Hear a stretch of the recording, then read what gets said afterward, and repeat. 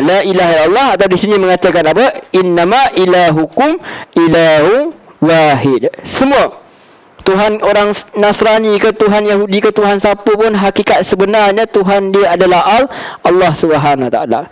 Kita lihat apabila ketika ketika Zulkarnain sendiri mengatakan, Zulkarnain sendiri sedang berhadapan dengan kaum yang suruh buat tembok apa semua, dia menyampaikan dakwah. Begitu, ini adalah rahmat daripada Tuhan.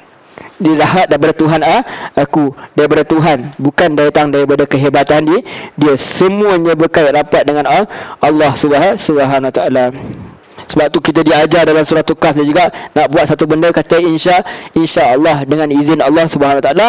Sebab hakikatnya kita tak tahu kita mampu untuk buat, atau kita tak tahu apa yang kita nak buat selepas ini, esok adalah yang terbaik untuk kita. Bila sama belajar, insya-Allah sama belajar. Sebab kita tak tahu adakah itu pilihan yang terbaik. Kalau pilihan yang terbaik, maka kita harap Allah mempermudahkan jalan itu. Itulah faman kana yarju liqa'a rabbih, maka siapa yang mengharapkan pertemuan dengan Tuhannya, siapa yang rasa rindu nak berjumpa dengan Tuhannya, siapa yang yakin akan bertemu dengan Tuhannya, falyamal amalan salihah, maka lakukanlah amal yang soleh. Sebab tu macam bila kita baca tafsir Al-Azhar daripada Buya Hamka rahimahullah ta'ala, dia kata apa? Kalau untuk orang yang beriman, sepatutnya akhirat ni satu benda yang dia rindu-rindukan. Bukan kiamat. Kiamat beza. Kiamat tu keadaan yang tu kita tak nak tengok. Yang tu kita nak pas. Kalau kita hidup zaman tu, kita nak antara orang yang ditidurkan lah. Sebaik menunjukkan kita ada bukti keimanan. Kita nak tahu-tahu benda dah settle, kita bangun. Macam Ashabul Kahf tu. Dah habis settle, orang nak cari dia, orang nak sibuk kecoh-kecoh datang cari mana orang ni, dia tidur relax, dia tidur. Yang itu kita nak macam tu. So jadi siapa yang merindukan untuk berjumpa dengan Allah, maka siapa yang nak berjumpa atau percaya dengan Allah SWT ni, nak perjumpaan dengan Allah itu benar, maka kata Allah, falyamal amalan salihah, maka hendaklah dia melakukan amalan-amalan yang saleh. Amalan saleh ni termasuk semua rukun Islam, termasuklah kita pergi haji tu jika kita mampu, dan amal-amal saleh yang baik. Saleh ni maksudnya baik lah. Kalau kita kata, ya Allah, aku doalah supaya anak aku jadi anak yang baik. Jangan anak yang baik je, kena jadi anak yang saleh. Saleh tu maksudnya baik. Baik tu maksudnya saleh. Tu bahasa Arab je. Tu bahasa Arab. Sama je. Ya Allah, aku nak jadi amalan, jadikanlah anak aku yang baik. Samalah tu. Maksudnya kita nak anak kita anak yang soleh. Cuma kita bila kita sebut bahasa Arab tu, dia lebih Islamik lah bunyi dia. Kita rasa kedai tu mesti nama Arab, baru berjaya. Kalau tak nama orang putih, ni kafir. Tak ni nama kafir ni. Tak. Orang bukan Islam ramai nama-nama yang masih lagi kekal dengan nama dia, tapi asalkan nama itu nama yang baik kan. Okey. Falyamal amalan salihah wala yusyrik bi ibadati rabbih ahada, dan jangan sekutukan dengan suatu pun dalam beribadah kepada Tuhannya. Jadi kita dah nampak apa yang kita belajar pada last kali ni. Tadi saya selalu cakap dia mesti ada gabungan antara antara iman dan amal. Tapi tak cukup. Amalan ni pula mesti tidak mensyirikkan Allah.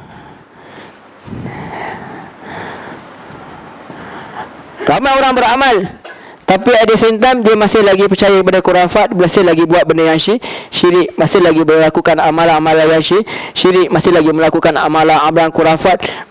Perkataannya seperti orang tak iman. Selalu dia kata apa? Habislah aku kalau tak dapat kat sini. Habislah aku. Seolah-olah macam dia tak ada Allah di sisi dia. Kata-kata itu pun kata-kata yang kita kena hati-hatilah. Sedangkan sebenarnya apa saja yang Allah akan beri adalah Allah beri yang terbaiklah.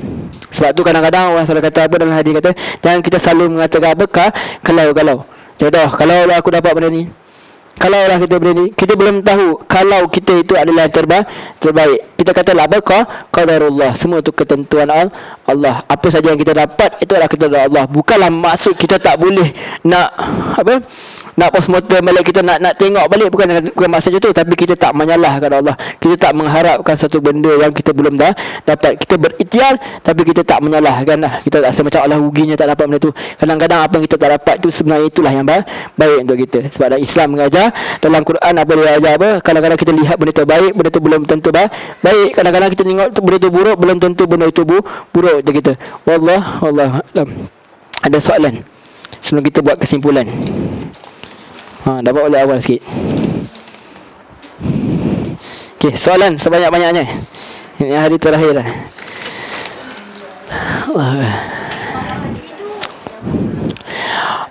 Wallahu alam. Sebenarnya ada riwayat yang mengatakan akan ada Imam Mahdi, tapi saya kurang arif pasal itulah. Saya memang dia kata nanti Imam Mahdi tu akan bersama dengan Isa lah, dengan Nabi Isa. Pengikut dia. Tapi kisah Imam Mahdi pun ni berselisih kalau juga banyak ulama.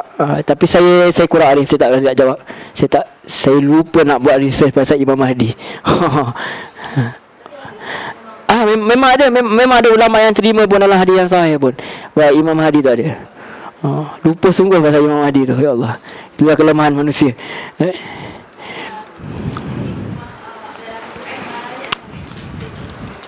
Cerita kita.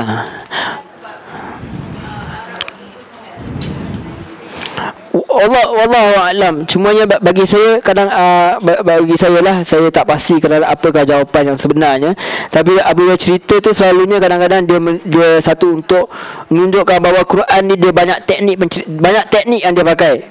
Ada teknik soalan, ada teknik yang dia bagi tahu sebagai mengajar, ada juga teknik yang digunakan sebagai kisah supaya menjadikan kitab itu tidak bosan lah. Supaya apa? Supaya orang boleh tengok, banyaknya, orang kata banyaknya cara yang Allah sampaikan. Macam ada cara yang Allah sampaikan kisah tu, Allah sampaikan secara berturutan yang habiskan sekaligus, macam kisah Nabi Yusuf. Ada yang kisah separuh-separuh, macam Nabi Musa. Bab ni dia kena cerita sikit je. Bab ni dia cerita dalam Bani Israel, dalam kitab Taurat melarang daripada membunuh orang. Tiba-tiba kita masuk bab lain, ada cerita lah Nabi Musa ni pun pernah bunuh orang juga. Jadi dia ada elemen of surprise lah. Jadi dia tak menimbulkan kebosanan. Dan juga nak tunjuk bahawa siap apa yang Allah ceritakan seteori tu sebenarnya pernah pun dibuat oleh orang-orang yang terdahulu. So kita boleh rasa macam tak susah lah maksudnya. Bukanlah tak susah, maksudnya adalah orang pernah buat. Maksudnya kalau kita rasa apa Allah cakap ni teori je, Allah cerita kata bersabarlah kamu menghadapi dugaan, walaupun apa ada kita kata ini teori. Tapi bila kita tengok lah Yusuf punya kisah teruk punya, kena buang abang-abang dia, tiba-tiba kena jual pula, kena goda pula dengan ni, masuk pula dalam penjara, keluar pula kawan dia lupa macam dia pula, berengkok dalam penjara lama. Kita kata ada orang boleh survive ni. So Allah nak ajak ada teori, ada praktikal supaya kita tak rasa apa yang Allah sampaikan itu mustahil. Kalau kita rasa mustahil, Allah kata kita tak ada alasan nak dapat Allah. So apa yang kau sampaikan ya Allah beratlah ya Allah. Mana ada orang boleh buat? Allah kata dah Yusuf buat. Tak baca surah Yusuf. Itu saya cakap. Jadi bagi saya antara sebab yang Allah tunjukkan, Allah nak sampaikan teori, Allah nak sampaikan praktikal lah. Allah nak bagi tahu kita sebenarnya apa saja yang Allah perintahkan itu telah pun dilalui oleh orang-orang terdahulu sebelum kita. So tak ada alasan lah kita, so tak ada hujah depan Allah nak kata apa yang kau sampaikan susah lah. Mana ada orang buat? Tak. Dah ada orang diuji dengan ni, dan dia survive pun, dan dia ada melepasi pun tahap ujian itu. Wallahu a'lam. Soalan? Ya.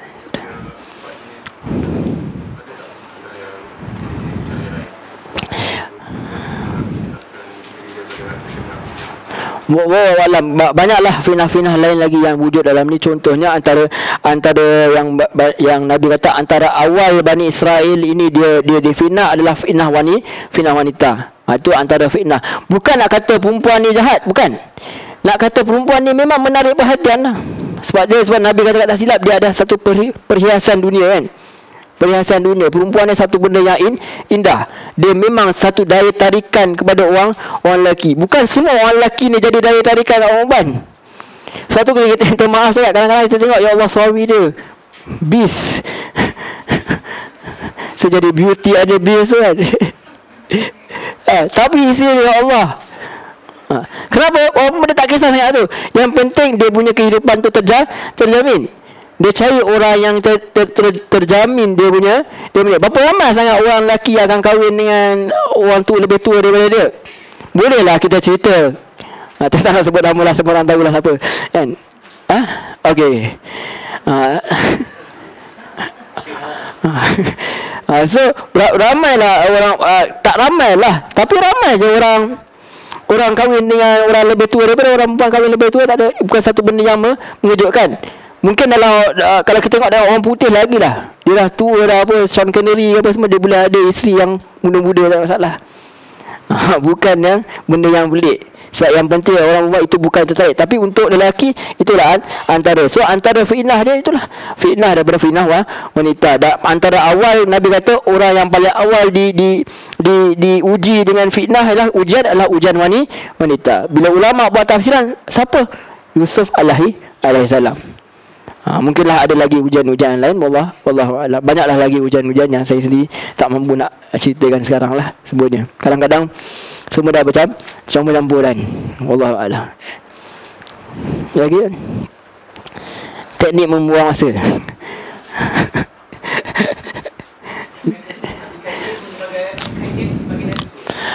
Pendapat banyak. Dia ada pendapat, ada kata malaikat mana ada. Ada pendapat mengatakan wali Allah pun ada.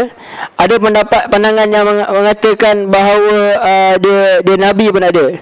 Cumanya untuk kesimpulannya, kalau bagi saya sendiri, kalau kita tengok kepada kitab tafsir pun, tapi ada pun macam kitab tafsir pun dia kata wali Allah. Yang ni walaupun dia ni seorang yang kata berpegang kepada manhaj salaf pun, dia ni antara orang yang kata kuat pegang kepada dalil apa semua, tapi dia antara orang yang berpegang bahawa dia kata pendapat yang paling kuat adalah dia bukan nabi. Tapi dia tak bagi tahu apa alasan. Tapi majoriti ulama mengatakan, kebanyakannya ulama hadis mengatakan bahawa dia nabi lah untuk menutup ruang. Menutup ruang supaya tidak ada orang lain buat kenyataan dia boleh berselisih dengan syariat. Wahyu tak dapat. Dia kalau ada pun orang kata, kalau kata ilham pun dia tidak boleh menyalahi syariat. Apa ilham yang dapat? Contoh dia kata apa? Dia rasa macam tempat belajar tu lebih baik lah, so dia pergi ke sana. Dia dapat mimpi ke apa, dia dapat petunjuk. Setakat itu saja. Ataupun dia rasa dia nak kahwin, dia rasa tiba-tiba dia rasa macam tak payah kahwin. Dia rasa macam lain macam nak kahwin, seolah-olah Allah bagi dia ilham kepada dia, so dia tak buat benda tu. Dan ternyata benda tu baik untuk dia. Itu setakat itu saja. Nama untuk dia datang tiba-tiba dia mimpi dia dapat untuk mengubah syariat, yang tu tak boleh. Sebab tu mimpi tu memang diiktiraf. Mimpi tu ada mimpi yang benar, tapi mimpi syaratnya dia tidak boleh dia tak boleh jadi wahyu. Dia tak boleh dijadikan hujah. Setakat orang kata dia tunjuk kita sebagai ilham untuk menunjuk kita bagaimana untuk menjalani kehidupan di dunia ni, boleh. Itu Allah boleh bagi. Kadang-kadang kita rasa betul je jalan kita ni, dan ternyata bila kita buat ni betul. Itu petunjuk daripada Allah SWT lah. Tak perlu ada datang dalam bentuk mimpi ke, tak perlu ada datang dalam bentuk keajaiban pun. Kita rasa elok ya. Pernah tak kita rasa keadaan betul je apa kita buat? Ternyata apa yang kita buat tu betul. Itu pun termasuk dari petunjuk daripada Allah SWT. Tapi nama untuk dan mengubah syariat, tiba-tiba dia rasa untuk aku, Allah kata tak payah semayang dah, untuk kalian semayang lah. Jahat sungguh. Yang dia tak boleh. Dia tak boleh bertentangan dengan hadis Nabi. Dia tak boleh bertentangan dengan Quran. Nabi saja. Wahyu kena datang daripada perantaraan malaikat Jibril itulah.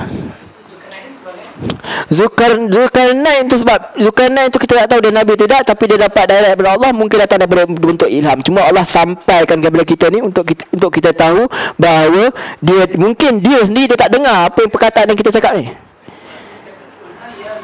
Yalah, perkataan itu tak semestinya diucap dalam bentuk perkataan, sebab kalimah Allah tu tak sama dengan kita kan. Dia boleh saja kalimah tu dicampak je kat dalam hati. Boleh. Cumanya Allah tengah sampaikan dalam bentuk penceritaan. Allah sampaikan dalam bentuk penceritaan. Banyaklah macam contoh Ibrahim cakap Arab ke? Tak. Allah Isa cakap Arab ke? Tak, diterjemahkan dalam bahasa yang orang Arab faham. Tadi pun saya cara teknik penceritaan, Wallahu alam, sama ada dia nak, kalau Nabi Allah cakap direct macam tu melalui wahyu, atau Allah boleh campakkan saja perkataan itu dalam tu, tiba-tiba dia jadi nak buat.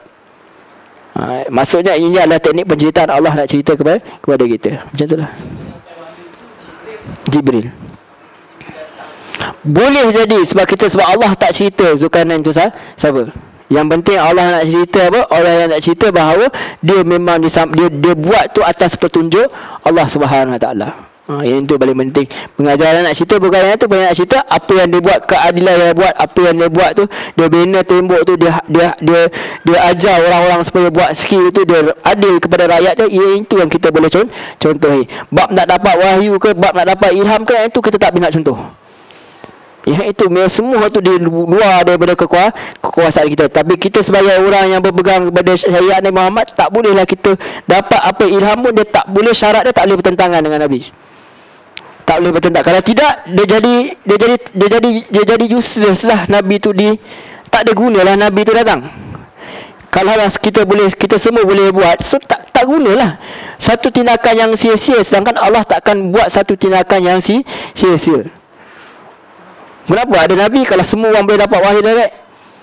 Sebab itu pun antara dalam Syarah lah, itu antara ahli falsafah semua, antara dia mempersoalkan kenapa kita semua tak dapat wahyu. Sebab apa? Kalau kita semua dapat wahyu, nanti semua akan bertentangan lah.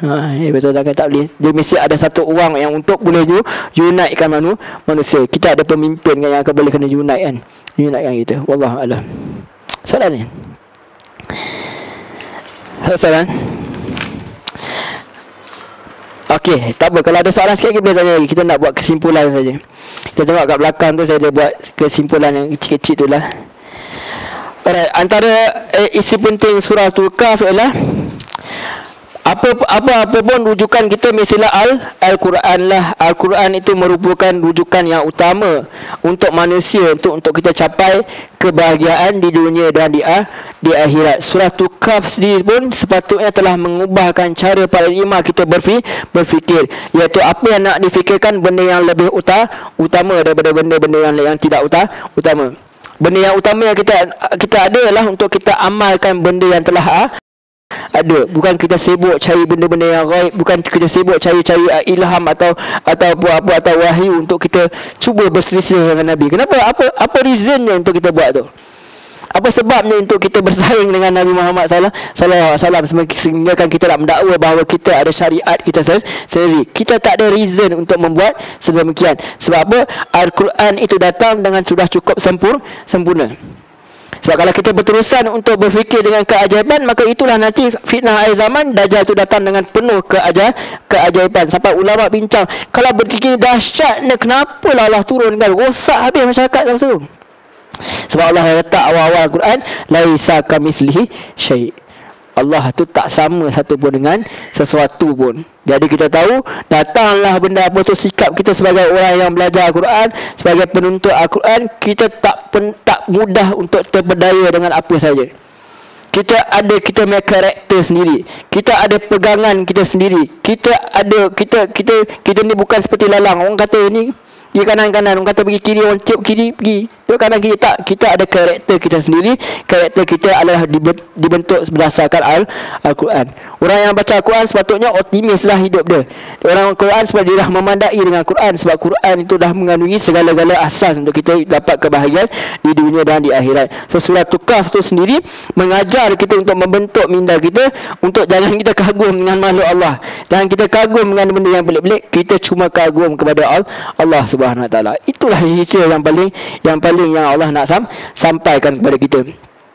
Dan yang kedua tu, kalau yang saya tulis tu kata manusia ditugaskan menyampaikan ajaran Al-Quran, namun hidayah tu milik mutlak Allah Subhanahu Wa Taala. Kalau kita tengok dalam surah Al-Kahf tu, Allah tegur awal-awal Nabi, kata janganlah sampai adakah kamu nak memusnahkan diri kamu, sampai binasa diri kamu sebab apa nak sampaikan Al-Quran ni, nak sampaikan ajaran Allah. Tak, tugas kita apa? Balaghul anni walau ayat. Tugas kita hanya menyampaikan walaupun satu ayat daripada Allah Taala, tapi akhirnya hidayah tu milik Allah. Kita tak mampu. Macam Nabi Muhammad, orang yang paling dekat dengan Allah pun, Abu Talib tetap tidak beriman. Tak boleh. Sebab apa? Dia tak mampu nak buat. Sebab hidayah tu milik mutlak Allah SWT. Dan yang ketiga saya tulis kat sini, dunia ni merupakan tempat ujian, sama ada senang ataupun susah. Sebab ramai kebanyakan orang boleh lepas dengan ujian kesusahan. Sebab kerana bila kita manusia ni ada ajaib manusia ni. Bila ada satu benda tak boleh buat, kita kata tak apalah, pasrah lah.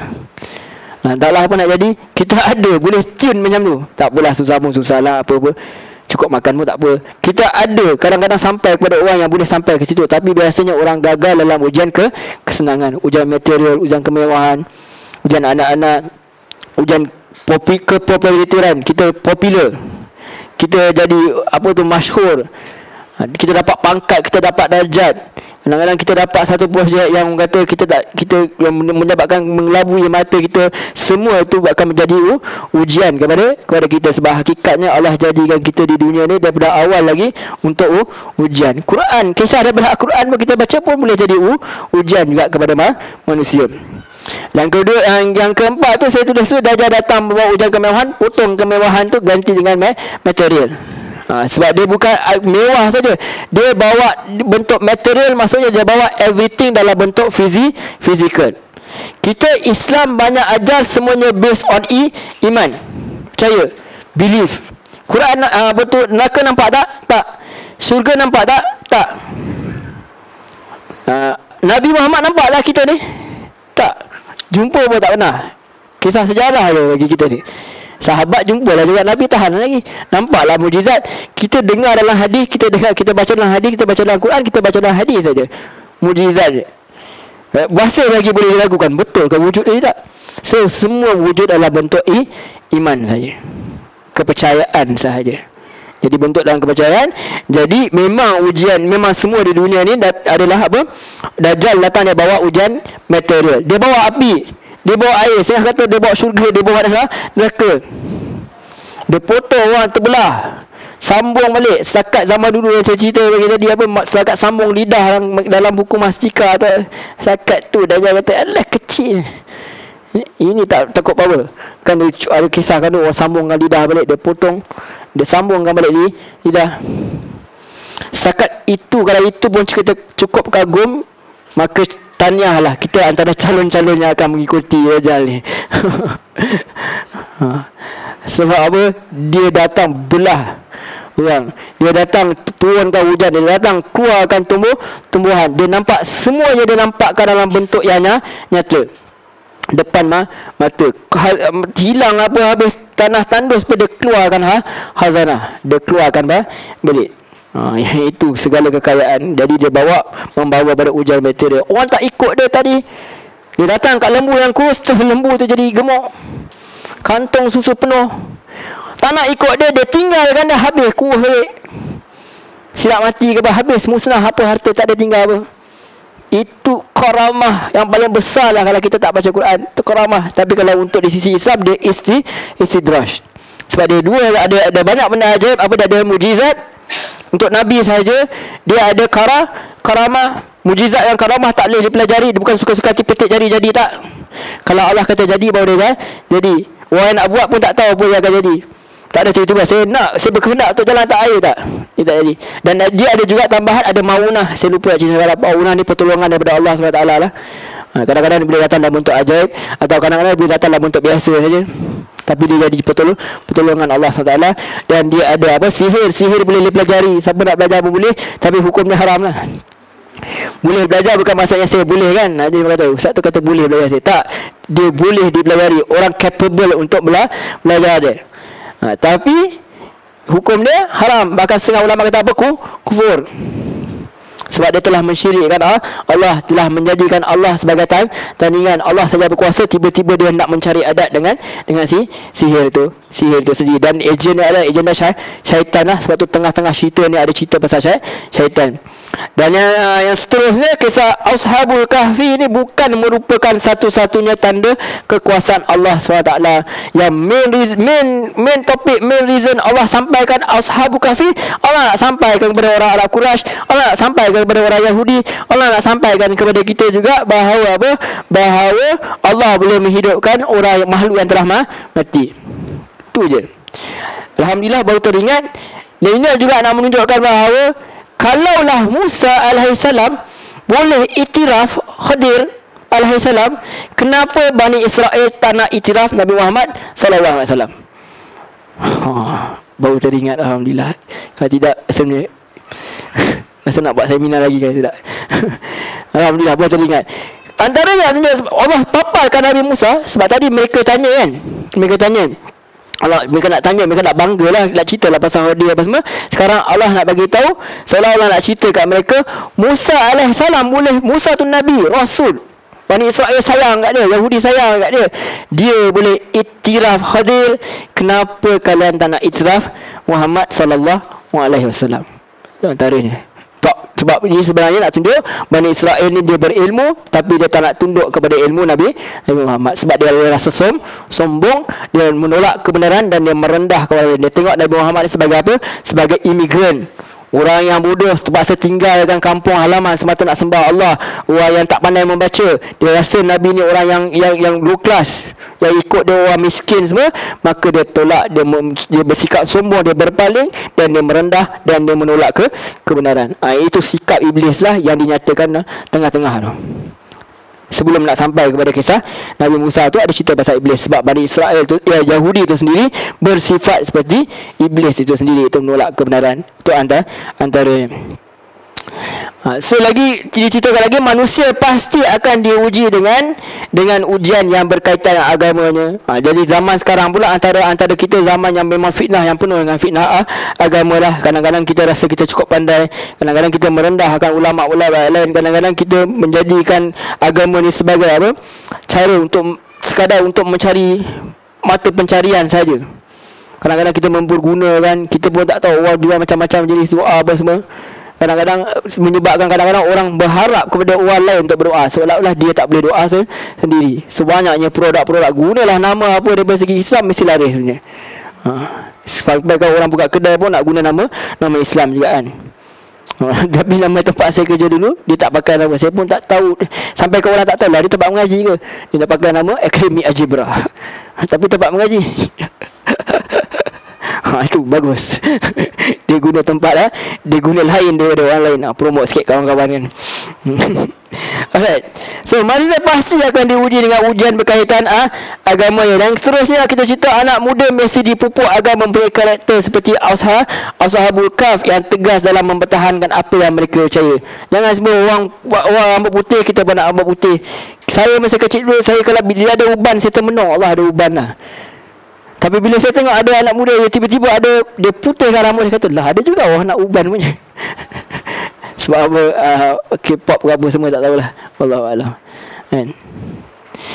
So kita perlu karakter. Pendidikan kita sepatutnya bukan nak ajar manusia tu jadi robot saja. Sepatutnya nak ajar manusia tu supaya boleh berfikir, supaya boleh mentahankan diri dia, supaya berapa menegakkan kebenaran. Itu yang perlu dididik oleh anak-anak muda ni, terutama daripada awal lagi, daripada kecil lagi. Dan terusnya Al-Quran ajar kita agar tak buang masa fikirkan perkara yang gaib, yang tidak diberitahu oleh Allah SWT. Banyak sekali Allah bagi tahu. Sebab tu selepas Allah cerita mereka daripada awal lagi, Ashabul Kahf itu tak diberitahu nama dia, tak diberitahu tempat dia, tak diberitahu taraf hidup dia. Kemudian cerita pasal Ashabul Jannatan tu tak diberitahu pun siapa nama orang dia. Cerita pasal Khadir, Allah tak cerita pun nama Khadir tu, tak cerita. Yang ada dalam hadis, tapi dalam Quran tak ada. Kekal sebagai tidak ada. Kalau dalam Quran dia tak cerita. Lepas tu seterusnya Zulkarnain pun ada cerita nama, sebab benda tu memang diketahui nama dia oleh orang Yahudi pun. Benda yang dikenali. Tapi itu pun tak diberitahu dia Nabi ke, dia siapa ke, tidak diberi tahu. Sebab fokus Allah bukan kepada siapa dia, fokus Allah kepada ibrah, pengajaran daripada cerita tu sendiri. Kemudian diteruskan manusia diperintahkan bersabar dalam beragama walaupun dia tak popular, walaupun dia tidak berharta. Seperti mana kisah pemuda yang lelaki dengan dua kebun tu, ada kawan tu dia miskin. So dan juga manusia diperintahkan bersabar ni berkenaan dengan Nabi Muhammad. Sebab apa? Antara sebabnya lah, kalau kita tengok sebelum ni apa, Nabi ni kalau dia ada syarat, orang Arab Quraisy, pemimpin Quraisy tetapkan kalau nak kami beriman, buanglah orang-orang seperti Ibnu Mas'ud, semua tu, Sa'ad bin Waqqas semua, baru kami akan beriman. Maka Allah kata jangan ikut cakap mereka, duduklah bersama dengan orang Islam, duduklah bersama dengan orang beriman, walaupun kadang mereka mendatangkan masalah atau mendatangkan kerenah pun, duduklah bersama mereka, sebab itu lebih selamat untuk agama lah. Seperti mana Ashabul Kahf, mereka berkumpul untuk melarikan diri untuk menyelamatkan agama dia. So harta merupakan pinjaman daripada Allah untuk uji sama ada kita syukur ataupun kita kufur. Seterusnya syaitan akan siasa cari ruang untuk hasut manusia ke lembah kekufuran. Daripada apa saja ujian, sama ada 4 ujian yang kita kata macam ni. Sebab tu ada tadi saya kata menjawab soalan saudara tadi kan, apa tu, apakah fitnah antara, yang saya kata fitnah wanita tu bukan wanita tu saja yang menyebabkan jadi ujian. Sebab apa, dalam, kalau tak silap dalam hadis, apabila kita berdua akan ada golongan yang ketiga. Yang ketiga tu siapa? Yang ketiga tu syaitan lah. Okey, tolong bertahan lagi 10 minit. So manusia pasti akan diuji dengan ilmu dia. Sebab bila kita ada ilmu, kita akan ada rasa riak, kita akan ada rasa takbur. Kita akan ada rasa lebih daripada orang lain. Tapi namun, walaupun kita diuji dengan begitu, jangan kita sampai meninggalkan ilmu. Kerana apa? Dalam menuntut ilmu tu kita mestilah ada rasa rendah diri, dan kita mesti ada rasa tawaduk. Seperti mana Nabi Musa, dia menuntut ilmu dia terbuat silap dan mengaku kesilapan dia. Yang pelik, dia tak melarikan diri pun, dia masih lagi mengaku kesilapan dia. Kemudian manusia pasti akan diuji dengan kekuasaan, seperti mana yang dipaparkan dalam kisah Zulkarnain tu. Kalau nak jadi orang yang memiliki kuasa, jadilah seperti Zulkarnain. Dia tidak memanipulasi kelemahan manusia tu, kelemahan rakyat dia. Sebaliknya dia ajar lagi supaya orang-orang rakyat dia ni menggunakan prasarana yang ada untuk dia orang berjaya lah. Dia tak manipulate. Sedangkan dia di offer dengan harta, boleh tambah kekayaan. Orang kata tak ada, dia tak nak, dah cukup kaya. Rana ada orang nak kaya, dia nak kaya lagi. Biasanya manusia nak kaya, dia nak lebih kaya. Selagi mana dia hidup, dia akan cari sebanyak-banyak kekayaan, tapi tidak kepada pemimpin yang beriman seperti Zulkarnain ini. Dia ambil harta itu sekadarnya lah, dia gunakan untuk apa? Untuk menolong, membantu rakyat dia. Dan dia datang juga buat apa? Dia datang untuk melihat keadaan rakyat dia, sama ada rakyat itu elok atau tidak. Kalau ada orang yang buat kezaliman, dia akan hapuskanlah. Maksudnya dia akan membuat amar ma'ruf nahi mungkar. Dia akan buat satu kebaikan dan dia akan mencegah kemungkaran. Sebab apa, dalam hadis Nabi apa, kalau kita nak tengok kemungkaran, kita cegah dengan tangan. Kalau tak mampu tangan, dengan lisan. Kalau tak mampu dengan lisan, kita cegah dengan hati. Apa yang Zulkarnain buat, ialah dia cegah kemungkaran itu dengan kekuasaan lah, dengan tangan dia. Dan yang seterusnya, pemimpin mesti kerja untuk kemaslahatan rakyatnya. Yang terakhir, yang sangat penting adalah Rasulullah SAW tu manusia biasa, tak boleh kita dijadikan dia sebagai Tuhan, tapi dia mendapat wahyu. Itu penting. Kita bukan sayang susuk Nabi saja, kita ikut Nabi sebab kita sayang kepada ajaran dia. Itu yang paling penting. Sebab tu dah sekali hujung zaman, bukan kita nak selamatkan nyawa daripada Dajjal tu. Itu bukan saja, kalau dapat selamatkan alhamdulillah, tapi yang lebih penting adalah menyelamatkan tauhid itu sendiri. Yang last sekali, hanya Allah SWT lah yang mengetahui perkara gaib. Apa yang Allah sampaikan dalam Al-Quran, itulah perkara gaib sebenarnya. Sebab sebelum ni kita tak tahu. Siapa yang sampaikan? Nabi Muhammad SAW. Tapi kita tak rasa benda tu gaib sebab kita dah baca setiap hari, kita dah dengar setiap hari. Kenapa kita kagum kepada banyak benda yang gaib, sedangkan Quran ini sebenarnya adalah benda yang gaib? Kita tak ketahui pun kalau tidak ada datangnya Nabi Muhammad SAW. Wallahu a'lam. Ada soalan? Kalau tak ada soalan, saya minta maaf, banyak ada kurang. Of course saya tak akan boleh sampaikan semuanya. Mesti dah balik, mesti ada yang terfikir alamat terkurang yang ni semua, alamat tersalah yang ni. Apapun, seperti biasa, saya berlepas diri atas apa saja kesilapan yang saya buat. Saya minta ampun kepada Allah SWT sebanyak-banyaknya. Moga Allah mengampuni kita semua. Dan apa saja yang lepas ni kalian tengok, jumpa salah sebenarnya, tinggalkan apa yang salah, ambil yang benar. Tu cara kita belajar. Kita tak boleh terima semuanya. Mana yang betul kita ambil kan, doakan kebaikan saja. Mana yang salah, minta ke Allah supaya ampunkan dosa saya. Dan saya minta maaf banyak-banyak sebarang salah silap, ada melawak ke apa, maklumlah masa yang panjang tak boleh nak selit sangat kan.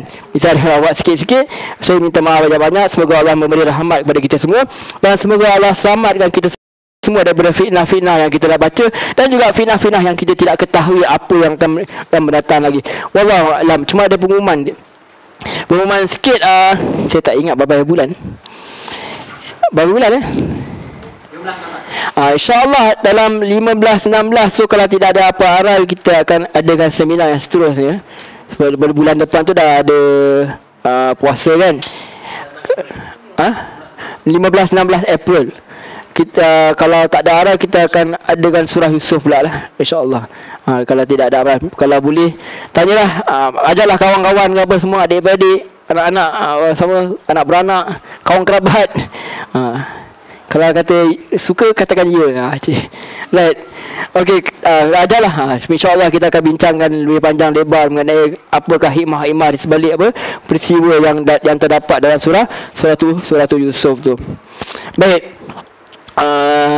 Saya baca je lah walaupun saya tak suruh.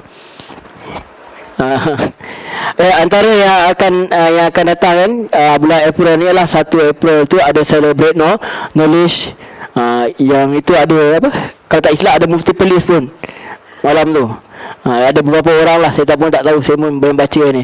8 hingga 9 dah ada pemantapan akidah. Dr. Asri, Ustaz Khairi dengan Ustaz Zulkifli. Dr. Mazhar Dr. Asri. Tu yang malam. Lepas tu kita ada Sirah Nabi Part 2 oleh betul ni? Sorry, bukan. Part 3, Sirah Nabi Part 3. Part 3 tu ada pematang akidah 8 hingga 9. 29 hingga 30 tu ada Sirah Nabi Part 3 oleh Dr. Jeffrey lah. Jadi, amin. Tentang perbandingan agama, tentang agama-agama masyarakat lain. Jumpa juga lah untuk mendaftar untuk diploma yang IET sediakan ni dalam 6 bulan macam tu kan. 6 bulan, bulan masa kita break dah, tapi kita mesti habiskan 6 bulan lah. Kemudian 1 bulan kita break, tapi kita tetap habiskan 6 bulan, InsyaAllah. Dan saya tinggalkan untuk join diploma tu lah, sebab memang bagus untuk orang-orang yang biasa, orang-orang yang tidak berlatar belakangkan agama secara formal. Okey, ada soalan last? Tak ada. Okey, kalau tak ada kita tutup dengan tasbih kifara. Subhanakallahumma wa bihamdi asyhadu an la ilaha illa anta astaghfiruka wa atubu ilaik. Wa sallallahu ala Muhammad wa ala alihi wa sahbihi wasallam. Walhamdulillahirabbil alamin. Wassalamualaikum warahmatullahi wabarakatuh. Terima kasih banyak.